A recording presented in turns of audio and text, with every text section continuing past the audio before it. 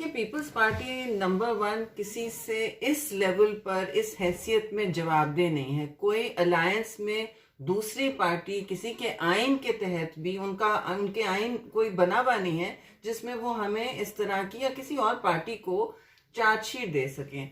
तो number one तो ये है।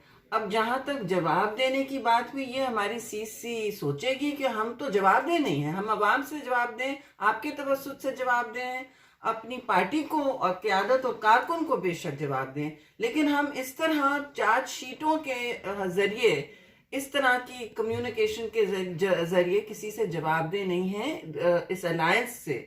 मगर हम ज़रूर चाहते हैं कि गुफ्तो शनीद अगर होती तो एक ऐसे माहौल में होती जहां सबका एक मसावी हक होता है, जहां पार्टियां बराबरी की हैसियत से एक दूसरे से एक कंफर्टेबल एटमॉस्फेयर में बात करें और ये ना कहा जाए कोई बात खोले तो ये तो सेटल्ड इशू है, ये इस पर नेगोशिएशन, इस पर डिस्कशन नहीं हो, चाहे वो इस्तीफे हो, चाहे वो कोई और बात हो, लीडर ऑफ अपोजिशन की बात हो। जो मैं वाजे करूंगी, जो शायद लोगों को पता नहीं है कि पीपल्स पार्टी की 21 मेंबर की जो मेजॉरिटी है, अक्सरियत है, उसकी बुनियाद पर ही रूल्स के मुताबिक, सारी पार्लिमानी रिवायात के मुताबिक, जैसे पिछले अदवार में हुआ है, नून लीग की अपनी मेजॉरिटी थी, हमने बिल्कुल क्वेश्चन नहीं किया। अब उनका पब्लिक अकाउंट्स चेयरमैनशिप भी उन्होंने ली हुई है, नेशनल असेंबली में लीडर ऑफ अपोजिशन लिया, बेशक सराखों पर उनकी अक्सरियत थी, लेकिन तीनों हाउसेज में यहाँ हमारी अक्सरियत वो भी उनको दी जाए, इस पर तो हमारा कोई पैकेज डिस्कशन नहीं हुआ। अगर उन्हें मुगालता था तो उसको क्लैरिफाई कर दे, क्योंकि राजा साहब ने अगले दिन उनसे कहा वाजे तौर पर कि ऐसा नहीं है और मेरा मैंडेट नहीं था। उसके बाद उन्होंने मुस्तकिल मिजाजी से कहा है कि बड़ी हठधर्मी से, अफसोसनाक, कि ये सेटल्ड इशू है। अब कौन पीडीएम में दरारें डाल रहा है, कौन नहीं, ये तो मैं आप पर छोड़ती हूँ। हम इस चेयरमैन बिलावल इसके बानी थे, आपको याद होगा, बड़ी तगोदो करके ये मीटिंग्स बुलाई गई ताकि हम मुतहरिक हों और सिलेक्टेड सरकार को जवाबदेह करें, और जवाबदेह तो वो हो नहीं रहे, लेकिन उनको अब इस पाकिस्तान को जिस नहज पे ले आए हैं अब हटाएं, क्योंकि वो जो सूरत हाल है वो ऐसी ना हो जाए कि कोई और संभाल ना सके। आप देखिए कर्जों का हुजूम कहाँ तक पहुंच रहा है। 2022 में 94% हो जाएगा आपके शरह नमो जीडीपी का। आप बताएं फिर वहां से हम वापस कैसे उतरेंगे। यहाँ तो आईएमएफ टू आईएमएफ हो रहा है, ऐसा नहीं है कि लोगों ने आईएमएफ प्रोग्राम्स पे है। आपने अवाम को जो इस वक्त झूठ बोले हुए, जो टैक्स चोरी की हुई है और जो मुल्क में इस वक्त हाल किया हुआ है इदारों का, उससे तो ये तोड़ फोड़ आगे चलती रहेगी और ये वुज़रा म्यूजिकल चेयर्स की तरह बदलते रहेंगे। हमारा हदफ सिलेक्टेड सरकार है, एक दूसरे पर फायरिंग पीडीएम से नहीं होनी चाहिए थी, लेकिन मैं बिल्कुल ये नहीं एक्सेप्ट कर सकती, ना मेरी जमात, कि हमारे पार्टी को आप कोई और इस तरह चार्जशीट इशू करे। भी किस हैसियत में?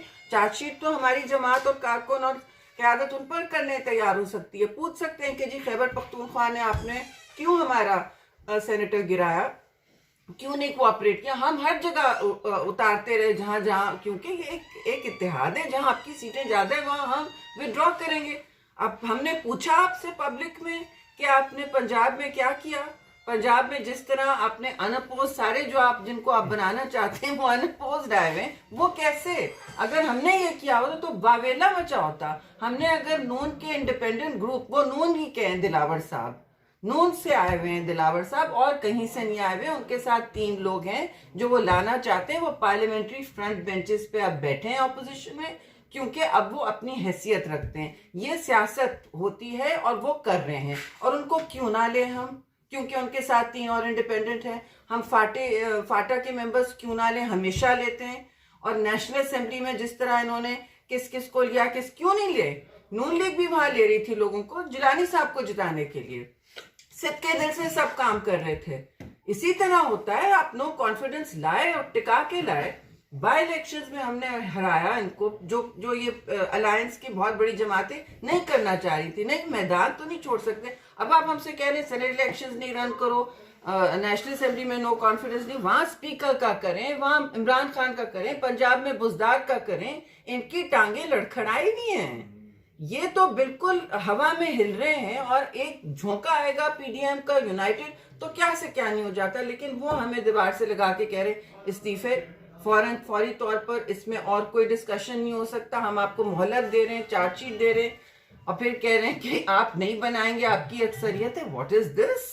ये तो नहीं कहीं हो सकता। कोई देखिए, जमहूरी जो निज़ाम के तहत आप काम करें, इस तरह डिक्टेशन, किसी को इस डिक्टेशन के माहौल में जमहूरी अलायंसेस नहीं चल सकते। हम चाहते हैं कि वो चले, और हम कहेंगे सबको कि एक दूसरे को कि आप रैशनल मंतकी बात सोचें, आगे का सोचें कि मुल्क को कहाँ ले जाना है, आगे का सोचें अवाम को क्या शक्ल दिखानी है आपने। तो मैडम आप ये बताइए, ये फैसला तो सीसी हमारी करेगी और अनकरीब होगी। हमने पहले भी इस्तीफों के बारे में, सेनेट इलेक्शंस के बारे में ये वाजे किया कि हम मैदान खाली नहीं छोड़ना चाहते इस सिलेक्टेड हुकूमत के लिए। ऐसा ना हो, आप आइन पढ़ लें, रूल्स पढ़ लें, ऐसा ना हो कि जब हम निकले वहां से, सारी जमहूरी जमातें निकले वहां से, वो उठा के हमारे जिद्दोजहद जो 20-20 साल के सम्राट हैं, 18वीं तरमीम 1973 का जो आइन की शक्ल में वापस आया है, और बहुत से एनएफसी अवार्ड है, छोटे सूबों के हुकूक हैं, वो तो बुलडोजर चला देंगे।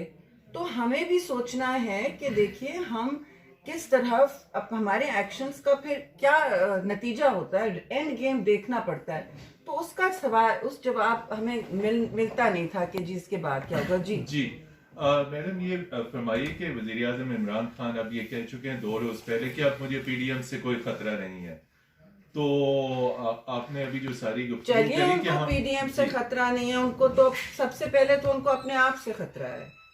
वो कुल्हाड़ियां जो अपने पैर पे मार रहे हैं, आपके सामने है उनकी नाअहली की बिल्कुल होशरुबा कहानी, जो मैंने कभी पाकिस्तान की तारीख में नहीं देखी। हमने बड़ी नाअहल हुकूमतें देखी और हम जिम्मेदारियां भी लेते हैं, लेकिन ये जो है इस वक्त की सरकार, पीडीएम तो एक तरफ, ऑपोजिशन की जिद्दोजहद और तहरीक एक तरफ, क्योंकि हम तो चलाएंगे। पीपल्स पार्टी अगर अकेले भी हुई, चेयरमैन ने जैसे कहा, हम तो डट के ऑपोजिशन की तहरीक चलाएंगे।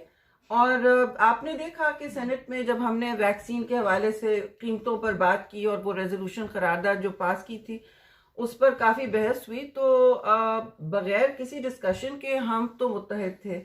तो सियासत डे टू डे अफेयर भी होती है, और इसमें आपको देखना पड़ता है कि अवाम के, जब अवाम के मकासद आप सामने रखेंगे, ख़ास तौर पे इश्यूज़ पे, तो आप एक दूसरे से अलग नहीं होंगे। बेहतर है कि आप दूसरे के साथ एहतराम का रिश्ता रखें और अपना एतमाद की फ़ज़ा बहाल करें।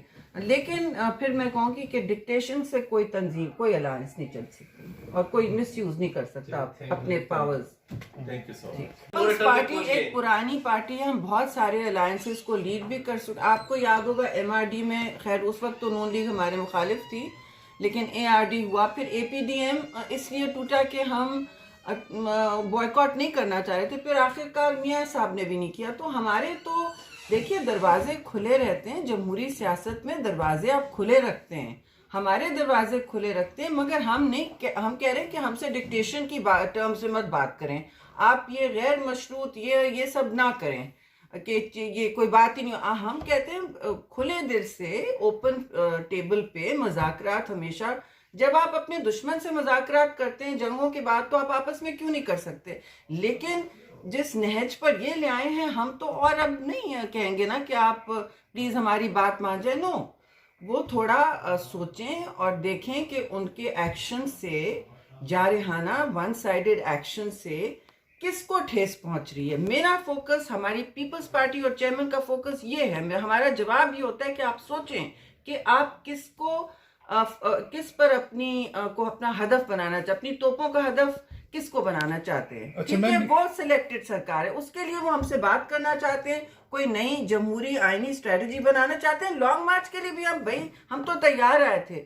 इस्तीफे भी हर चीज को पर डिस्कस करते हैं ना, आप डिक्टेशन तो नहीं दे सकते। अच्छा मैम, ये बताइएगा कि एएनपी से